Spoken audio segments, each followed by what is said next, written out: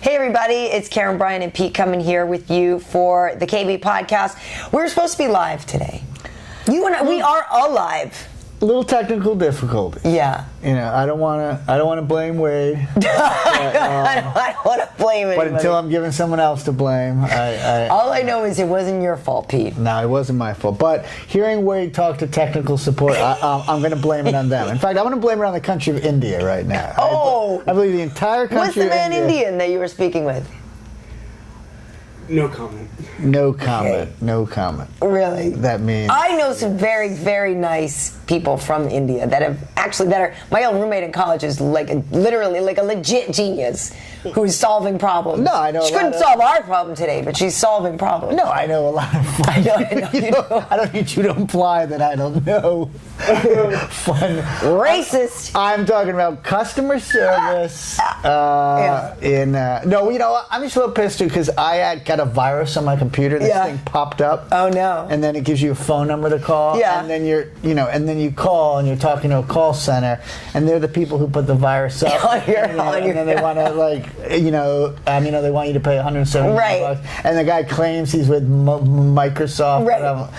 But so anyway, it's call centers in India. The call centers that you have a problem with. Which I'm having a problem with. Okay. Yeah. Although, folks, in the downtime that we did have, that we were supposed to be, we were waiting to try to get this, see if we could work it out. We actually had a nice discussion about Indians, the football teams and the baseball teams, like the logos with the Indians, which clearly we'll save for another day. Right. But we actually had some time and found out some interesting things about Native American references in sports, which ones are god awful, which should really honestly be changed. The Cleveland Indians. The Cleveland Indians has got to go. Chief Wahoo has to go. Dude, that is bad. Yeah, no, Chief Wahoo. I don't know how Chief Wahoo isn't more offensive than the Washington. Yeah, I mean on a scale of I mean, he's just hiding out because he knows his days are not. Well, actually, he's hiding out like this. It's right. And I was telling Pete, I don't know if you guys have seen the T-shirt that some people wear that says Caucasians, and it's like an equally, trying to be equally offensive shirt. That is bad. No, Chief. At least it's bad. At least the Washington. I knew that, but it's bad. The Washington Redskins logo looks tough. I don't want to get in the octagon. Right. Chief Wahoo, I hire for my children's party, and my kids ride him around and go. Ooh, so bad. It's really. We really are going to talk about UFC 179. But lastly, though, I will say this: I didn't know that the Atlanta Braves guy used to be Chief Nakahoma. Chief Nakahoma. Okay, that's kind of a genius play on words. But again, not great. And he was in a teepee out in the outfield. They said a teepee out in the outfield. Not okay. Nakahoma, no, but it is better than hit a single. Ground out. Chief ground out. Chief hit a single. Chief. Wow. Chief intentional walk. Yeah, Chief. That's actually an Asian mascot. Chief intentional walk. Oh, very nice. Very nice. Just very offensive. And we don't agree. No. So that's what we did in the time that Wade was trying to get this going. So again, we apologize. We will do more live chats in the future. Regardless, we're going to still talk about UFC 179, and you guys please do pipe in with your comments. As you guys know, I often get in on the comment board as well, and we'll respond to some people. So maybe, Pete, if we can make a pinky promise that we'll get on the YouTube. Come on, don't leave me hanging. This is so manly. This is our thumbnail right here too. This is the third most effeminate thing I've done today. We'll get on the boards and make sure that we talk with you guys as well. What were the first two effeminate things? I had a real hard time parallel parking today. I should actually be offended by that. You're saying chicks can't parallel park? Not as well as guys. All right, one day we're going to set a camera up outside this office. You got it. And we're going to do like they do in the Letterman show, and we're going to parallel park on both sides of that street. And we'll see what happens. All right. You're on. What's the other thing you did? Well, I was complaining to a friend this morning, and he kept trying to fix my problems, and I just wanted somebody to listen to my problems. Sometimes I just want to talk. I don't need you to fix everything. And that was the most effeminate thing I've done today. And again, he's still young. I might get up to like 17, so 18. much girlier than I am. Because ask MMA Heat Wade back there, how often do I sit there and talk and complain about my problems? If he's being honest, he knows it's extremely rare. You just hold it all in. I do. See? All right. That's the way to handle stuff. You just push it down, Pete. Push it down. Push it down. I was just feeling a little bloaty this morning, and you suck it up. You don't say anything, and then years from now you have an explosion or something. But for now, well, that's what children are for. Hold it in, and then you finally push it down, Pete. I got years of stuff down in here. I told you to take the trash out. God damn. Years of stuff. Welcome to our therapy session today. Actually, okay. So for UFC 179, you and I went out to a sports bar to watch this. Yes. We wanted to mingle with the people. With the people. Yeah, we were there with the real folks. It was fun. It was a good time. It was a rowdy time, though. It was rowdy. Well, rowdy mostly because of the college football. Right. So there was the Ole Miss LSU game, right? That was going on. There was Ohio State and Penn. I mean, yeah. Penn State and Ohio State, because I remember I said Phil Davis was going to be psyched because not only did he beat Glover, his team also just beat Ohio State, so he had a good night. A lot of cowbells. like we got to introduce cowbells to the UFC, I think. We do. We need more cowbell. Well, here's the problem, though. It's I think the UFC, they should start getting teams by states, so you can be yeah, let's get, I did this one for Cleveland, because now guys fight for themselves, or they fight for their gym, or then they go too big and they fight for God. But there's nothing in between, fighting for the guys at your gym and then God, we need I'm fighting for Cleveland. Yeah. Well, they had the IFL did have teams. At one point, they had teams and stuff, but it didn't really work too well. Clearly, the team MMA didn't work. Yeah, there's been things. International Fighting League? I think so. Yeah. Or irrelevant. Now, at this point, long gone, a fighting league. That doesn't start with an I. If you look at, I'm on cold meds. Popes. You got God in my head. Yeah, by the way. Popes in the audience watching. There were a couple comments last week. About? There's somebody who's willing to pay thousands of dollars to massage you. Karyn's cold meds dripping right now. I want to see, knowing that she's just nasally dripping. Not dripping. What's the price set right now? Right now? Nasally cold flu Karyn. But sporting a vintage from the collection, Red Hot Chili Pepper shirt here. His comment implied that you're not going to be sporting any vintage shirts, so it's just you and your nasal. Wow. You and your nasal. I just want to know if husky. It's more of a. It went right into my throat. I just want one female fan. I want one person to to say hey, I want to take Pete and lay him down and just ride him like a horny cowgirl. I just want I don't even care if you're 300 pounds. I just want one. If you're out there, let me know. You can rub me with I can't believe it's not butter, and then I don't know, roll me in flour, and we can. Just anyway, just one. She's out there, Pete. I believe. I mean, I want to take care. You're getting all these likes on your comment. You're gonna. She's out there. She is. She's out there. She's not gonna be good looking. She's not gonna be good looking. She might be out there, but that's not true because you have a beautiful wife. She's probably gonna chew like that. She's gonna have a cut. She's gonna chew if she has teeth. Which is actually maybe a bonus, right? Pete, I want you to grab 4 of my 6 nipples for me.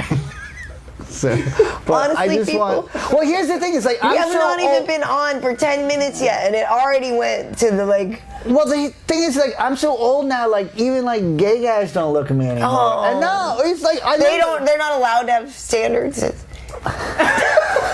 Well, listen, when I was younger, I lived near West Hollywood. At least, I'd kind of get, that creepy stare.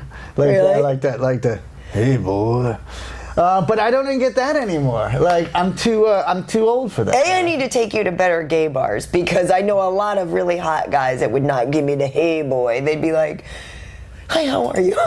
I'm a nice guy with a job. Would you like to go out on a date? No, well, I used to belong to this gym that was in West Hollywood, and you couldn't make eye contact, with anyone, because if you just accidentally make eye contact, you just see this person go You want a bear. You'd be like, you're the bear. That's the whole thing now. But like, When you're woolly, you're the bear. You're the actually bear. some guy's I'm the type. bear, and I like don't make enough a lot of money to be a bear. Yeah. And I'm not really like big enough to be a bear. Right. So even gay guys don't like me. So I'm down to dogs and dog parks like me. Oh my God. And if I have a bag of Doritos, I find that seagulls are really into me. And hot seagulls, actually. We should just cut this part. We should start. Welcome to the podcast. We're going to talk about this weekend's fights and nothing more. Because we know we value your time. Yeah, well, here's the thing, too. So we did go to a sports bar. It was packed. I classically forgot my license when I got there. So I go to the guy at the door. I'm like, yeah, I don't have my license. And the guy's like, and I'm like, I'm the chick who does the UFC on Fox stuff. I'm like, I could Google myself to prove it, and I didn't need to Google it. He let me in anyway. He was like, oh, that's cool. He had no clue. So clearly was not a fan. But I didn't have to show ID. Yeah, well. So keeping it together. I was like, yeah, listen, dude, I only need to see your ID if you're going to try to get the senior citizen discount there. It's after 4. We don't have the early bird special anymore. After 4. Listen, you get 10% off the admission price. Old timer. Why don't you take a nice seat by the bathroom, because you'll need it. So look at you there. So here's the thing. Jose Aldo Jr. in the main event kept his title. Great fight. Goes all 5 rounds with Money Mendez. You guys clearly all know this. There's some debate about the scoring. Some people are not really cool with it. Some people, I think it was maybe more of a 3-2. We actually posted the complete, legit official scorecard on our MMA Heat page on Facebook. But everybody had it 4-1, Jose Aldo. They gave Chad Mendes only the 4th round. So, when we were watching the fight, I remember I also ran into some other friends, and it was the type of thing where you could tell Chad was doing a very, very, very good job. Clearly much better than the first time. Jose, obviously, it was a very, very close fight. Right. I remember going into the 5th, I was like, well, yeah, it could be 2-2. I kind of felt like that. I didn't, I'll have to watch it again. It's that whole argument of you really have to stick it to the champ to beat the champ, and I guess that's really what it probably came down to, with those rounds being so close. I clearly thought at the end that Jose won the fight, but if you had asked me to sit there and specifically write down what he did, I think it was just that he did everything a little bit better, I guess, and did it, even though his eyes were hurt. Chad landed some stuff. At the end of the first round, Jose came closer to finishing Chad. We were at the bar, which was very loud. Didn't realize that was after the bell. People were like, oh, well, he hit Chad. Because I remember I said, oh, yeah, he got saved by the bell. And people were like, no, he didn't get saved by the bell. He landed those after the bell. Oh, I didn't know that. See, yeah, we didn't know that because there was no sound in there. And so you just sort of see that, okay, round's getting close. We don't hear the bell. We're not exactly counting down 10, 9, 8, 7, 6. So to me, it looked like he really had Chad in a bad spot. And clearly there were some other times when Chad landed some things. I did think Chad was way more active kicking. And it was interesting, as I was telling you before the fights, that was something that Dominic Cruz had told me on the pre-fight show, on the weigh-in show, that unless and until Chad kicks, he's going to have a problem closing that distance, and Jose's going to be able to tee off on him. So I was very happy to see Chad incorporating a lot more kicks. Conversely, was very surprised that Jose didn't kick. Yeah, I thought Chad kicked more. Yeah, which is really odd. Although I have a figure, I should look it up. Actually, Jose landed more significant strikes in that fight, I believe, than he ever has before in any other fight. So he actually was quite active. I believe I guess it must have just been punches this time, because the kick count to me seemed low from Aldo. Well, yeah, and I remember you telling me before the fight, you're like, yeah, watch out for the kicks. Even you and I can't walk out of this bar, right, because of the way he kicks. And then I just drove home that night going like, why does Karyn keep lying? Glad she lies. Why lie to me about something so insignificant? Right. But you enjoyed the fight a lot. No, as well. I thought it was a great fight. And listen, I think that Chad did much better than everyone expected. And so when someone does much better, you kind of want them. Well, he should win. Yeah, to get the win. I mean, I think that score was right. Sometimes, I didn't realize that after the first round was after the bell. But sometimes when you see a guy barely make it out of a round, which is what it looked like to us, like, if the second and the third round are even, you still kind of have the fact that he barely made it out of that round before, so it's going to go to the other guy. I thought he clearly won the fourth round, but listen, it was a great fight. It was and I thought Jose Aldo, what a class, what a class Totally, act. totally. So it was great. And afterwards, Jose has tweeted, pictures of him and Chad, hugging it out in the ring after, and respect, and that was such a great fight. Also, again, clearly you're supposed to view every round as an individual thing.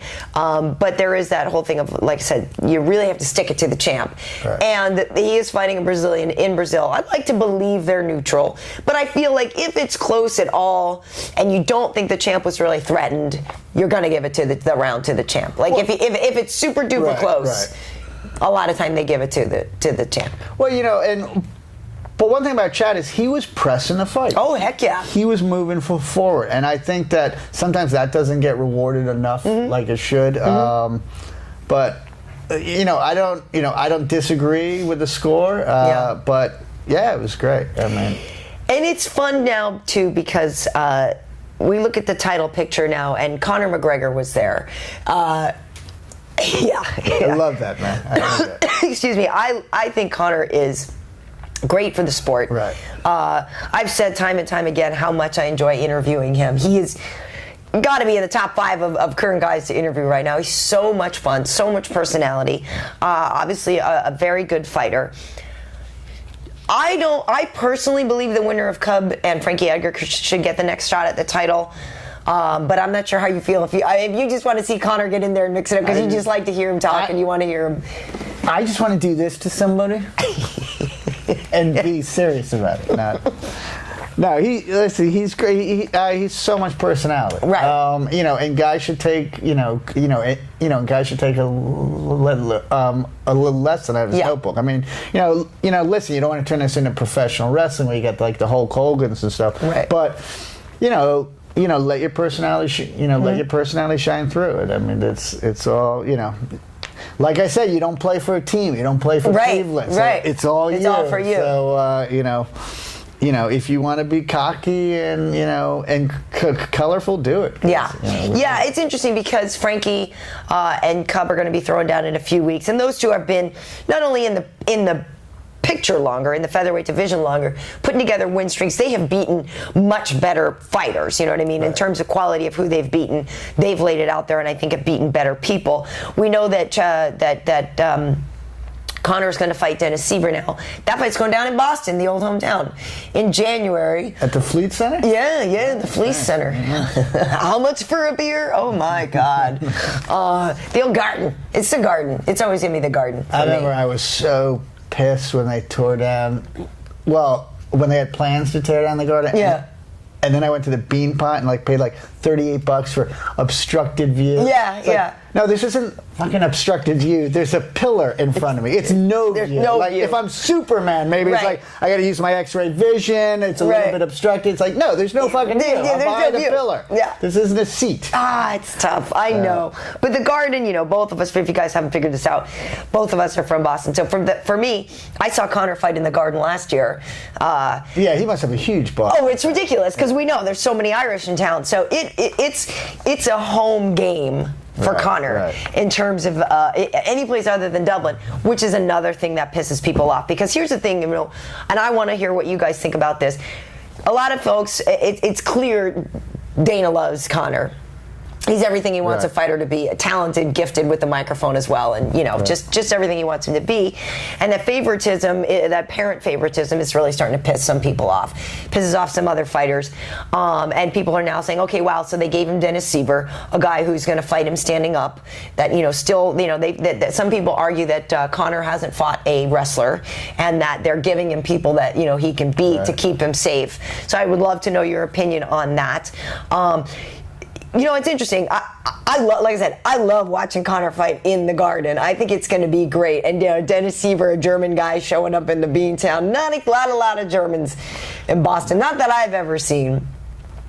So going to be a home game for Conor, but I still believe that the winner of Cub and Frankie should get the next shot. I think those two should hustle it out and fight for the title next. Also, there's Dennis Bermudez is in the picture. He just beat Clay Guida. He's very good. And again, Dennis Bermudez can take people down like crazy. Right. There's a lot of very, very strong wrestlers. I also kind of feel like I want Conor to get his title shot. I think he should just have this, a little bit more time, because I fear that if Conor, and I say fear in terms of, I'm not trying to play favorites either, because I really, if anything, people know that I'm a very, very big Cub Swanson fan. I think he's terrific. I have so much respect for Frankie Edgar, so it's not about me playing favorites, right. But I feel like if Conor were to get the title shot next, I'm just not sure how long he would keep it. You know what, I mean, that actually, I could probably say that about a few of these guys anyway, too. Now that division, featherweight division, has gotten so tough, so aggressive. If anybody, you've got Frankie, you've got Cub, you've got Conor, you've got Dennis, you've got all of these guys. So regardless of who gets next title shot, if they can get past Jose, I think there's just nothing but hard fights anyway. So I'm not sure how long anybody would hold that. I believe Jose is so dominant, but any of these other guys, we know Cub already lost to Jose a double knee knockout. That was an 8-second fight. Granted, years ago. 8-second fight. Yeah, dude, yeah. Excuse me. Cub wants that fight back. Cub wants that fight back so bad. I mean, it's not even a fight. It's like I showed up, like all of a sudden I got blitzed. So that would kill me too if somebody got me that quickly. So yeah, Cub wants that fight back. So I just feel like with any of those people, I don't see the dominance that that Jose has over these other people. So I feel like if something happened and Jose lost that title, that nobody's going to keep it nearly as long, because now Jose's threatening, the Anderson record of length of victories. The guy hasn't lost since 2006. What is he, 25-1? Yeah, it's ridiculous. Hasn't lost since 2006, and when you combine, WEC, Pride history, all these histories of longest winning streaks, he's right up there now. Well, the fact is that, like in the UFC, they don't protect your record. Like if he was a boxer, 25-1, you're like, 23 guys that were maybe not great and 2 hard fights. You're a championship boxer, and you've been avoiding, right. Manny Pacquiao for 3 years. Not to mention any names. Right. Oh, look at you. No, I don't know if it's Floyd Mayweather avoiding him or if it's him avoiding Floyd, but for some reason no one can kind of get together, and they do the ego of but then they bring up the testing, like the drug testing, to make a reason to. Well, and one guy wants 60-40, and it's like, dude, if you were 60-40 really, of a gajillion dollars, by the way. And if you're really interested in testing yourself against the best, and then they'll eventually have the fight, but both fighters will be out of their prime. So, because I do believe that about, Frankie, Cub, Dennis. And I actually do believe that about Conor, too, that these guys do want to fight each other. Like, they do want to fight the best. Well, it's just a question of who wants the next title shot. But I don't think these guys are afraid to fight any of the guys. Well, and that's also the thing, is like saying that Dana White's like protecting Conor. Like, he can only protect him so long. Eventually, he's going to get in there with somebody. You're going to protect him, so you give him an easy path to fight the champ. But eventually he's got to fight the champ. And so, and that's the beautiful thing about the UFC. It's like, you can only protect it so long. So, we'll see. Yeah, it's tricky. It's something that I'm sure people have a lot to say about, because Conor is divisive, but so much fun. Yeah, but so much fun. But that's why he's so great for the sport. Totally. Either like you just want to see him taken down a notch, you're sick of his mouth, you're sick of that, you're sick of this. Or either you love that and you want to keep him because going. I feel like the flip side of a Conor fan is a Frankie fan. Frankie is the guy that's just been like in the trenches for years, has been in some of the toughest, most badass fights. He's just like this dude from Tom's River, Jersey. He's like, ugh! Like Frankie is like salt of the earth, like, you know what I mean? Like, he's the guy that's just like done it and fought and like kicked some ass and been in there in like hard fights, and you feel like he's the guy that earns his stuff. Right. Frankie doesn't take anything easy. Like, Frankie earns all his stuff. Like, well, I mean, I think Conor doesn't earn it. No, I know, but I'm saying I feel like when you see a Frankie fan, that's what they're like. I think the opposite of Conor is like a Rory McDonald. Yeah. He's like, he's just like, Rory, I'm going to speak when spoken to. Yeah. And, and I'm just going to go in and do what I have to do. And then you are fascinated by Rory McDonald. Because all I say is, thank God there's the UFC. Yeah. Because what else would happen? That would be. You're not sure that because he would be he would have been the guy in Canada up in Ottawa. Oh my gosh. Moving along. That's not cool. I want to talk about Phil Davis and Glover Teixeira. And by the way, I mean that in the best way. Best sense of the way. He's a fighter. He means the guy protecting the country that lost his life in honor. That's clearly who you meant. I mean, he's got such a determined, vicious look that he's gonna destroy. So. You don't like Indians. Yeah. You don't like Rory. Ottawans. No, Ottawans. No, I like Rory. I think he's great. Just please keep him. I like Rory and I like Conor because they're both two ends. Yeah, I hear you. Two ends. One guy's so all outspoken. One guy's all emotion and the other guy just doesn't blink. Totally. He's like, he's like a psycho. Yeah. Rory just goes in there and talks business in the octagon. That's it. No, he just dresses sharp. They both dress sharp. They're equivalently well dressed. They are both very good, just well sharped. Cold meds, well dressed men. Sharp dressed man. Yeah, but you get the feeling that somebody dresses Rory. He doesn't. I don't know. I think he's kind of into it. Yeah. Yeah. Clearly, nobody dresses you. I think he's RoboCop. First of all, you're wearing a T-shirt. Red hat. I am, but mine I'm is wearing like a T-shirt. There's absolutely no difference in the way we're dressed. Cold meds. I am not. I don't have. First of all, you should have seen it before you just snot. All you guys who are like, I want to see Karyn. I want to love, but you just like rivers of snot. I have not even blown my nose once since we got in here. Little salmon were jumping in and out of her snot as they were trying to go back up in her nose. So disgusting. Not true. Really. It's so not true. Pre-makeup Karyn. Yeah. I'll give you that. Some moments I'm like, is a vision. Pre-makeup. Oh my God, it's all about the lighting. Just one female. Just one. It won't even be your mom, because that was the other stuff you were telling me before we were rolling. Your mom is not a Pete fan. My mom thinks I'm an asshole. And she also thinks I don't know shit about the UFC. She's like, who is that asshole who doesn't know shit? Get your mom a Twitter account. I like Karyn, but get rid of that dude. That guy. So again, Phil Davis, Glover Teixeira. Phil Davis, the last fight out, he fought Anthony Rumble Johnson, and that was a fight where both of them, they kind of talked a decent amount of smack before that fight. And people were saying that Phil was actually, maybe he had been looking past Rumble because he was talking about fighting John Jones. They get in the octagon. The fight with Rumble does not go Phil's way. Rumble really sticks it to him.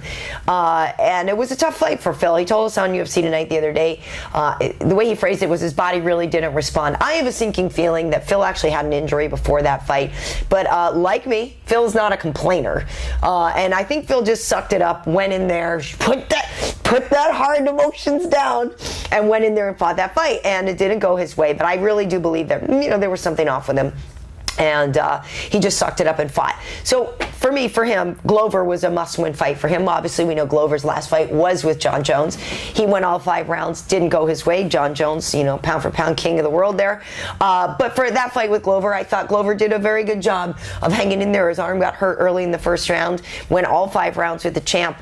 So that was a solid showing for him. So Phil and Glover get in there. The last time Phil was in Brazil, he beat Lyoto Machida. He's actually gone 3-0 when he fights in Brazil, which is tough. A lot of guys don't do so well when they go to Brazil.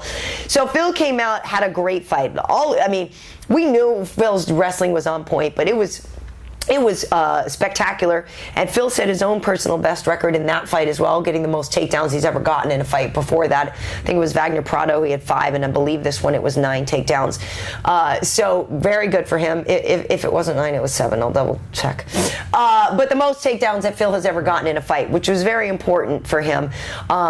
So one of the quotes that Phil had after the fight too was that he went in there and he said, he said Glover was a much bigger guy than he thought he was going to be. You know, Glover cuts to 205, but Glover is a big dude. Phil has that shoulder span, but you know he's just not as big all around. Whereas Glover is a much bigger guy. So Phil admitted in the fight or after the fight, he said, "Yeah, that dude is much bigger than I thought he was." And he said, and he's got heavier hands than he thought. Like, he said clearly he's been working on his wrestling, so that was, you know, he was impressed with that. But he said, yeah, he has very heavy hands, which we all know about Glover. I guess he said he admitted that he got tagged a couple times in that fight and like pretended that it didn't hurt, but he was like, oh my God, that hurt, you know. So just sucked it up and powered through it. Great fight for Phil. I thought he looked fantastic.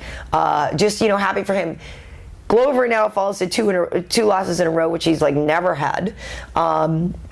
So maybe Glover should fight Dan Henderson next. That could be an interesting fight. I don't, because I'm trying to remember if they gave Dan a fight, if they lined him up. Cold meds, and also just the variety of fights going on right now. But for some reason, I think that Dan doesn't have one, and even if he does, scrap it and make him fight Glover instead. Those guys, I think, could be something interesting. But for Phil now, you know, we put him. He was number 4 going into this. Glover was number 6. So let's see where they should go now. You know, Rashad is this figure that's been kind of out of the picture for a little while. We know that Rashad and Phil have already fought, and we know that Rashad beat Phil. That's one of Phil's only losses. There's rumors rumbling that maybe Rashad would fight Alexander Gustafsson. That could be an interesting fight. So it's interesting, though, that what happens with Phil right now. We know that DC's got next at John Jones. That's happening in January. I'm curious if you guys want to comment here where you would put Phil Davis, who you would have him fight next.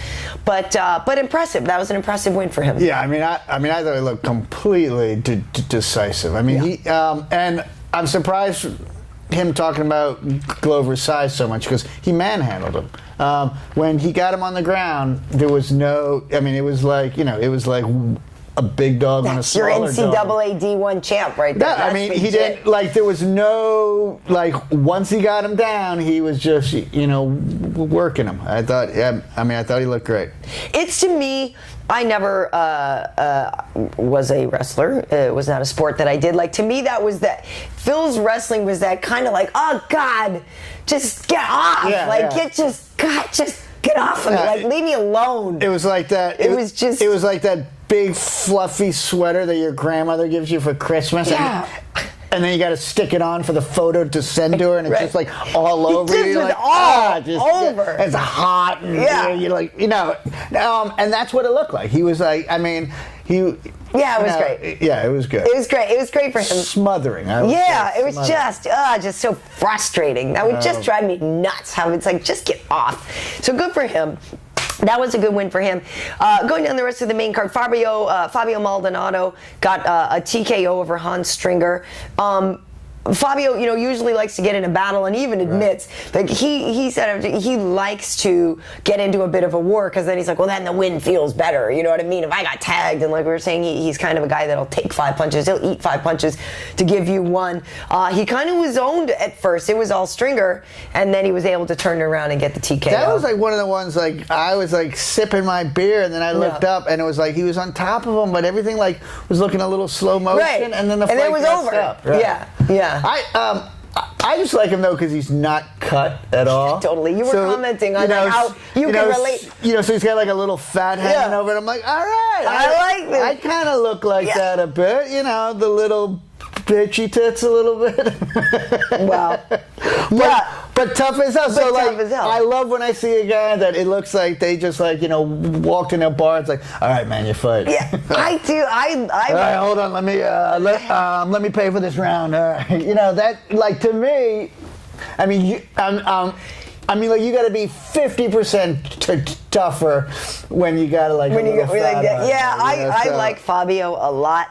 Last fight was with Stipe Miocic, where he went up in weight, you know, fought a heavyweight guy, and he did get knocked out by Stipe. Stipe's got great, big, heavy hands. He's a real good boxer. So that it's a loss on Fabio's record, but it's not like really because he went up in weight and took that fight. So he's back to his winning weights here against Stringer. I thought that was fun. I like that. Moving down to Darren Elkins. That was I was like, Pete, there's a fight on. Pete, I don't it wasn't agree that bad. I'm teasing. It wasn't that bad, but it was a split decision win for Darren Elkins, and you didn't see that. I thought it was unanimous decision the other way. I don't agree with that. Well, it's interesting.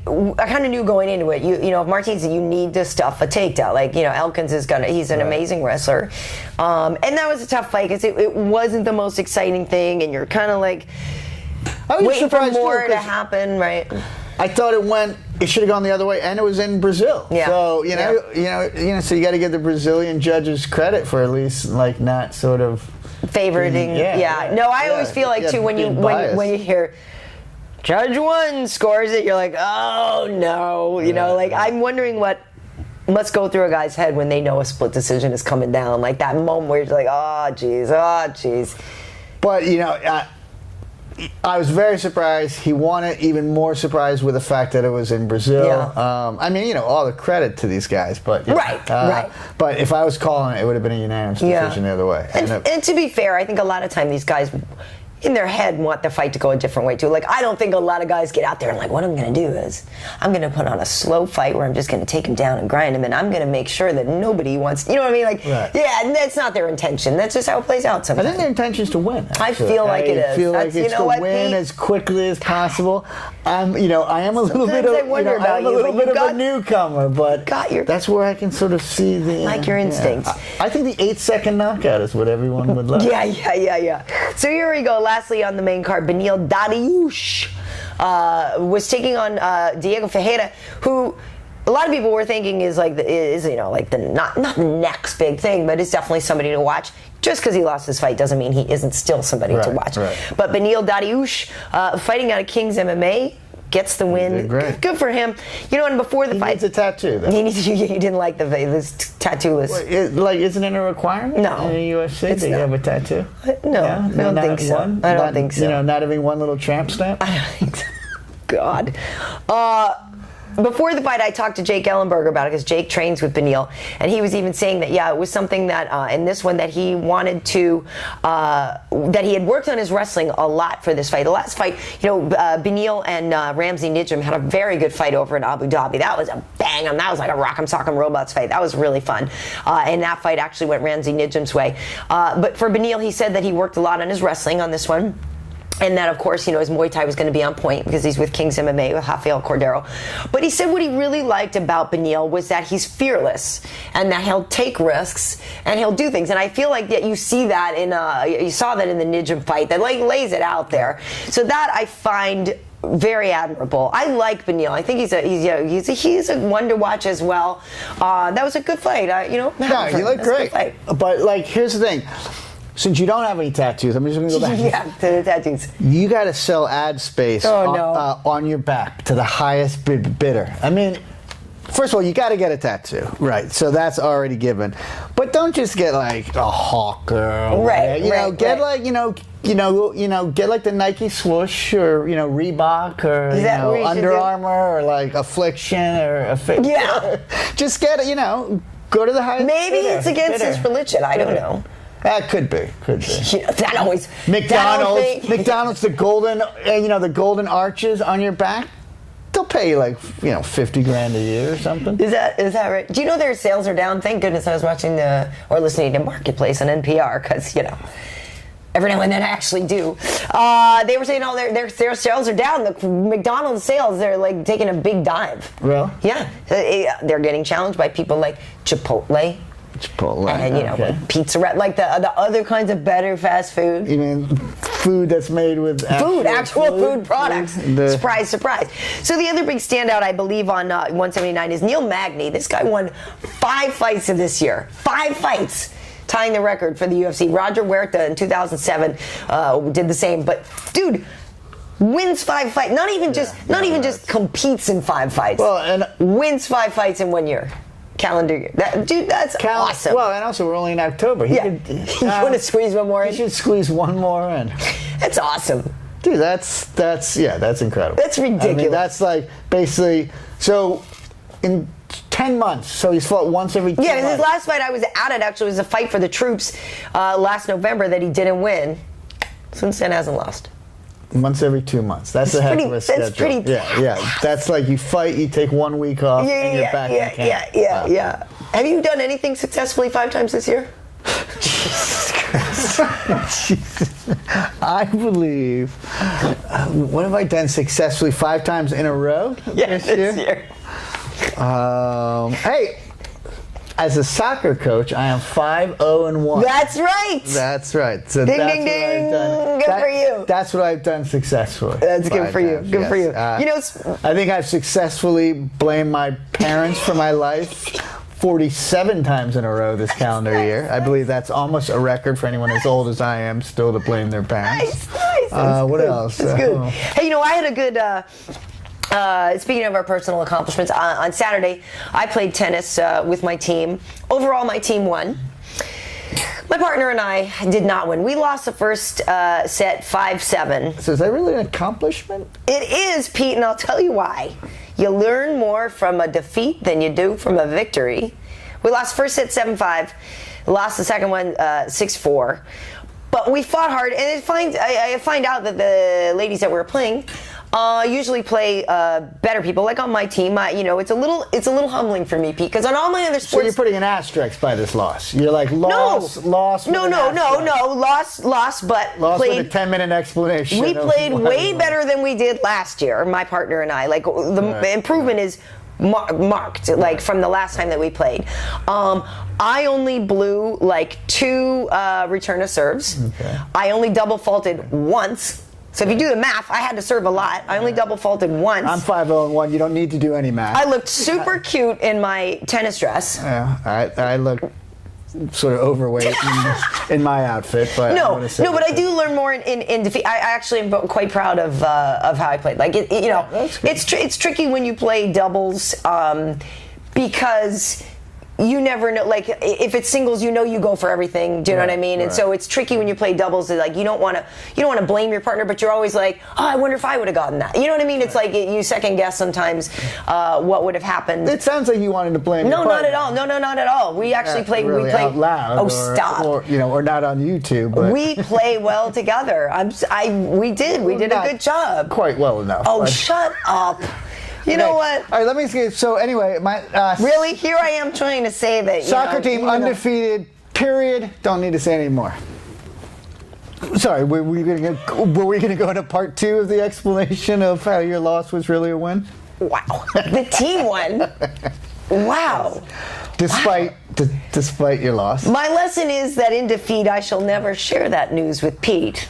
In the future. No, listen. It's actually just impressive that you went out there. A woman of your age. Oh my God! No, I'm kidding. Wow. No, it is impressive that you went out and competed. Well, we play walker tennis. We have a little thing. You hit it, and then you get to let it bounce 5 times. Right, and then somebody, from the hospital, an orderly usually goes and picks up the ball and hands it back to you. And, you just kind of drop it, and Well, and you were also sick, really, during that game. No, or on the verge in fairness, of yes, I was fighting to the off because Wade, he thought he had the Ebola.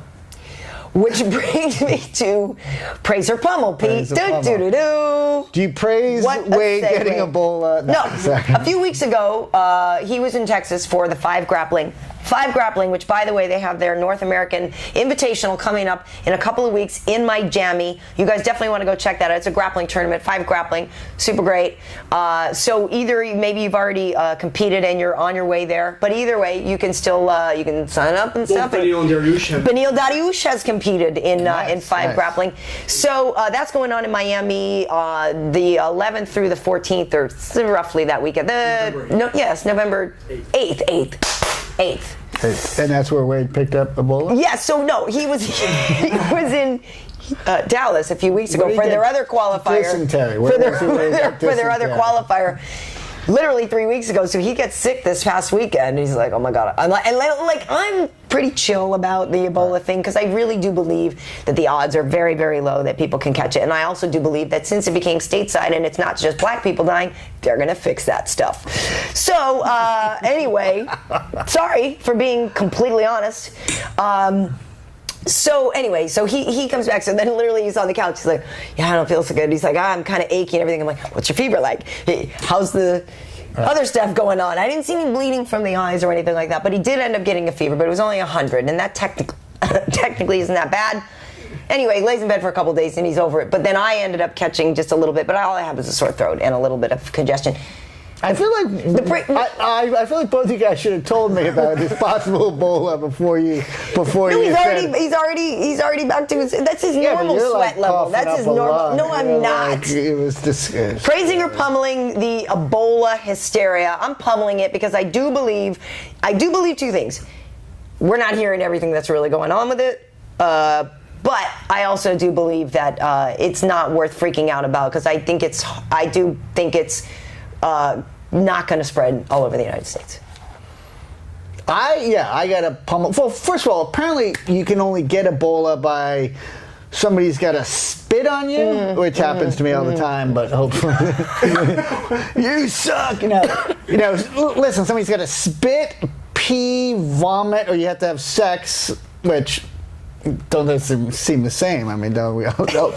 So, or you got to eat the person's fecal matter, basically, which again is redundant with sex, right? So, so it's not like like you're not just walking by somebody in the street and you get like they really have to like just completely unload all their fluids on you. Though the guy in the subway in New York does concern me because the subway is tough. The subway that does freak me out a little bit. But here's the thing that pissed me off about the hype is that the news media loves it. Dude. Over the weekend they had a map of Manhattan showing the trail that the doctor went on. And it was like a Where's Waldo game and they could barely like contain their excitement. They were like, dude. and then he went downtown and then he went uptown. Yeah. And I'm just feeling bad for the guy too because like let's say he made like a little porn pit stop or something. It's like, and then in the East Village, he was in this one basement shop for 35 minutes. We're not quite sure what he did there, but we're pretty sure he released some fluids.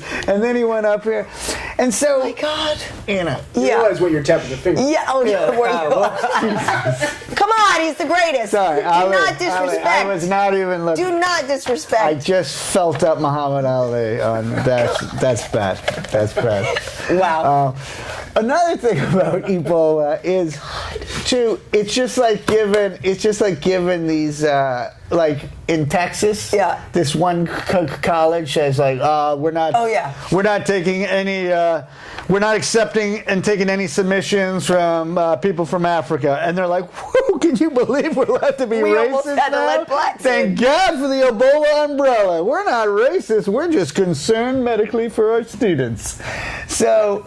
No, it's like way over the top. But it's the media that's really pissed. Yeah, and I used to work at CNN. I know they love a good scandal. Like it's the greatest thing ever when something like that happens. Well, it's a ratings bonanza. I read a story today, like school children in New York taunting African school children, calling them Ebola. And and it's like, and what were they calling them last week? Yeah. And what were they calling the other kids? They're school kids. They're taunting. Yeah, it's gonna happen. What? That's a story? It's a story. But. Moving on. Okay, so our speaking of taunting still, the Renee Zellweger. Renee Zellweger was at an event, a couple of events last week. She hasn't been out and about in a long time. Long story short, people saying she looks radically different. And so again, the media jumping on this and doing stories about her face and how different she is and speculating whether or not she had surgery, yada, yada, yada. Russell Brand comes out and does this great video. I want to praise or pummel the Russell Brand video. I can't praise this thing enough. He does such a great job of breaking down the hypocrisy of the people. Like, you basically can't win, Pete. Like, if Renee Zellweger never changed, you know what I mean, and they'd be like, oh, look at that pouty face, beast, young, like, funny looking face. And then if she does change. Well, what happened? And so his whole thing is it's just like person plus time equals things changing. Whether or not she had surgery, I don't know. But if she did, whatever, her life, her phase. But gotta praise Russell Brand for his take on the whole situation, because he really is great. People should really look that up. Oh, definitely praise the video. Yeah. Without a doubt. But you're pummeling her face, though, aren't you? No, dude. First of all, I think she looks better now. She looks good. Than she did. Yeah. I mean, like, she did have a little, like, I just sucked a lemon and I'm about to cry. My face is smushy. If you said and now. And now I guess they did the remove the suck a lemon about to cry look. I don't. But listen, I'm actually a fan of plastic surgery. Are you? Yeah. Because I don't know. I mean, I'm not a fan. It makes like the world more appealing for your eyes. You know what it is? It's all about you. You know what it is? Yes. It all comes back to peak pleasure level. Listen, when you see like a 60-year-old in Los Angeles and she's like, oh, precious, hello. But you're kind of like, well, listen, she put in the effort. So in her mind, she's not 60. In her mind, she's still 20, which makes her a little bit sexy. See, it's interesting because I have had no plastic surgery. Wade can vouch for me. The only thing phony, I do color my hair sometimes. And I have a fake... Totally obvious. I have a fake tooth in there. A fake tooth? Yeah, because something happened. Wow, so you're actually like... Dude, look at... This is a forehead that right. Banjo music without that tooth. He was like, oh, stop. It's all the way in the back. Kids, hold down. It's all the way in the back. We're going to talk fighting and drink beers. Oh, my God. No, it's all the way in the back. So, I think a fake tooth you're on. These are real. I clearly have not had lipo. My face moves. So I have had no plastic surgery. I still got asked for my ID the other night, bitches. So, here's the thing. I would never say never. But, no, listen, I've talked with my wife about it, and my thing is like, when you hit 50, if you want to go into the shop, freshen up. If you want to go into the shop and get one rehaul done, God bless you. If you don't worry about it. What are you going to do for her, Pete? I'm injecting fat in. Hopefully inject some fat into your wallet, because that's probably all she really wants. No, but clearly she's been happy with this already. Get 10 times richer. Yeah. I don't really think her life's panned out the way she's wanted it to pan out. It's the chasing the surgery. It's the women who start getting it done when they're like 29. Hey, get some 30. preemptive Botox. That's what they say now. You're like, and the Botox does kill me because it like takes away all expression from your face. So like everything's like. Yeah, or they're like, Pete, I am so happy to see you. It's so great. I'm really sorry about your father passing away. And you're like, why do you look so fucking shocked and happy then? Oh my God! And the thing is, too, is if you start to do the face, you actually need to also do the neck, and then you also need to do the hands, and then it's like a whole thing. My thing is, get the boobs done first, because if you're 50, that's where anybody looks anyway. That's the only place a dude looks. If you're 50 and wrinkled, but you're stacked, like we'll get to looking at your face honestly, eventually, but yes, and I do think that if I had a boob job, I would have had a certain career. A faster trajectory, let's just say that. Yeah, I actually do legitimately think that with bigger boobs, certain other things would have, like, career-wise happened. Yes. And if I were blonde. But that's another story. No, I think, well, I'd like to hear in the comments. No, I'm sure. No, believe me. They're okay, but they're like, when I was pregnant, Wade was like, yeah! Oh, my wife. Mamacita! Like, he was loving life. My wife, when she was pregnant, like, these like, nipples. Oh, Pete, I don't need to know this. And we used to joke because I'm like, there's some African tribeswoman who, like, somehow you switch nipples. And she's like, why the hell do I have these tiny white little nipples? I don't need to. Anyway, they're beautiful. His wife is gorgeous. But I was, like, really into them. And then one night, we're in bed together. And my wife's like, yeah, they're like little boy penises. And it was like, boom, done. And she completely got me. And I couldn't even, I was like, just cover him now. I keep seeing like the Venetian Boys Choir on her chest. Like, come on, stop. have just made the perfect transition into topic number 3, our third and final Little boy razor penises, pummel people right now. is the fact that Mama June of Honey Boo Boo fame is dating, again, the guy who went to jail for molesting one of her children. He's out, and she's going out with him, and now he's around Honey Boo Boo. If there's not a pummel stick big enough, can we I just want to just pummel the lot of them. Just what the hell? What the hell? Yeah, now her thing is like, her thing was, you can't judge somebody by their past. Well, then what the heck do you judge them by? Right. Do you judge them by the color of their, we don't judge people by their past, we judge them by the color of their skin. He's a good old white boy. Well, leave him alone. If I could see if his skin was a few shades darker, he might judge him, but come on. But it's so messed up. You don't judge someone by their past. Yes. You kind of gotta do, though. I kind of wish that was true, because no resumes needed anymore for jobs. And judge me by my future. Judge me by what I say I'm going to do. I'm going to fly. So that's just amazing. And first of all, too, he went to jail for 10 years. Yeah. And nothing good happens to child molesters in jail. So I don't think he's coming out going after getting sexually violated for the last 10 years, I realized that I was wrong too. Yeah. So now I'm a completely adjusted person, because I went in a molester, and then I became a molestee, and they cancel each other out, and now I'm an honest-to-goodness good citizen. Who just enjoys babysitting small children. It's so disturbing. It's so disturbing. Not like I thought they had any sense to begin with. But at least don't be so obvious. I'm 300 pounds overweight. I live in a trailer. I parade my daughter on a stick so I can make money.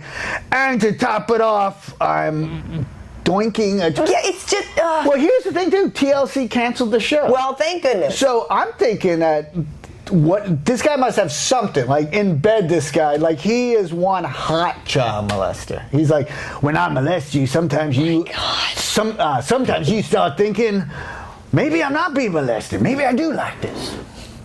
He's a romantic molester. He's a molester who's going to make you feel as if you really did ask for it.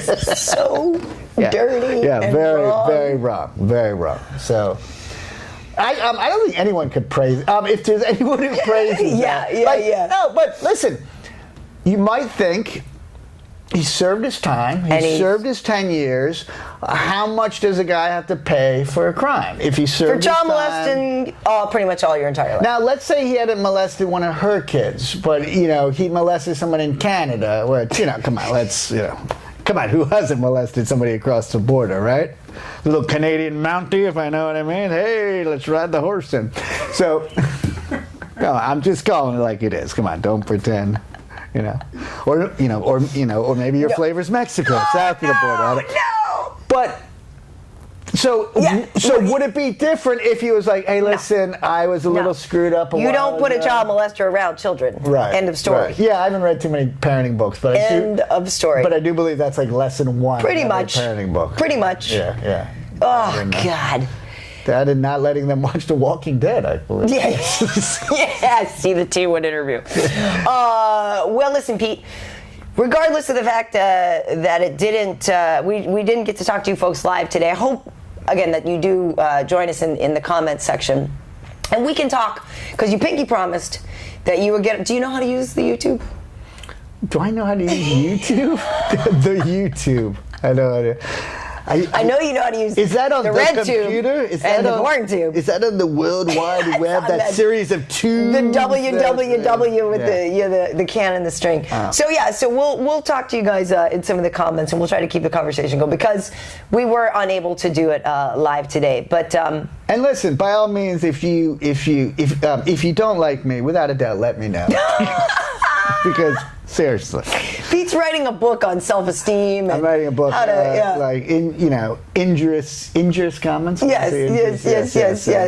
And listen, also, I would like to offer some type of reward for the creepiest "I like Karyn" comment. No, I want to like creepy, like no. Like, so listen, we've had to rub her body with oil, and we've had the standard sex thing. I think you Don't guys. encourage. I think we can go creepier. Don't. I think we. There's can go been creepier. It's called delete. Delete. That actually scares me sometimes. The stuff that I see. Do you delete the really creepy ones? I've deleted some really creepy things. You can't delete I've deleted some really creepy. Why do I want that out there? Will you keep the creepy ones on I'll this forward week? them to you. But even How though about if this I week? delete, Though we have one contest for creepy. Listen, Pete, that is not. if you want to do something with this, just a severed body part, that scores high in the creepy. All right, Okay, folks. Listen, we're running out of time here because next week we'll talk about we'll praise the problem, the slutty Halloween costumes, because we know everybody does it. I want to kind of talk about it after Halloween so that I could see what went down and all the girls that were just like, I just love how a female can do anything and just put slutty in front of it. Like I'm slutty. I'm the slutty nurse. The slutty devil, slutty cat. Right. But like they can really do anything. Like but based on your prior conversation, you don't mind. No, I don't. No, but I just love how like basically you're for some reason there's a difference between dressing like a slut if you dress like a slut something. Yeah, like apparently, right. Apparently a slut as a noun is bad, but a slutty as an adjective if it's Halloween. Totally acceptable. It's What's not slutty is the Onnit products. Go to MMAheat.com/ONNIT to get your alpha brain, your new mood, your total primate care, your krill oils, all the good stuff to take care of your body, even though. Because I like I said, I don't take, I haven't gotten plastic surgery, so it must be those healthy Onnit products. And I don't take the Onnit products, so that's also good. You can, but clearly from your comments, I can't sell you anything. So I don't take Onnit at all. And look what's fucking happened to me. I know nothing. I'm kind of dumb, ugly. Take Onnit. Don't become me. And I molest Muhammad Ali posters, apparently. Yeah. If you want to comment or send some creepy things to Pete, where can they find you on Twitter? Mind Noogie. Yeah, if you and any women out there who just want to tell me anything, I'm okay with that. Okay. You can find me on Twitter at Karyn Bryant, Karyn, Bryant like in Kobe. Steve Nash out. What's that? Steve Nash out for the season. We were talking about that. Yes. I went basketball for a second. I'm sorry. Yes. But I'm a Celtics fan, so I don't care. Right?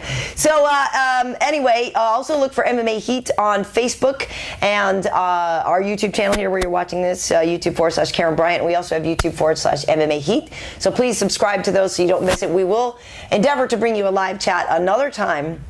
But for now, thanks for watching and hanging through the ridiculousness. Cool. Yeah. See you next time.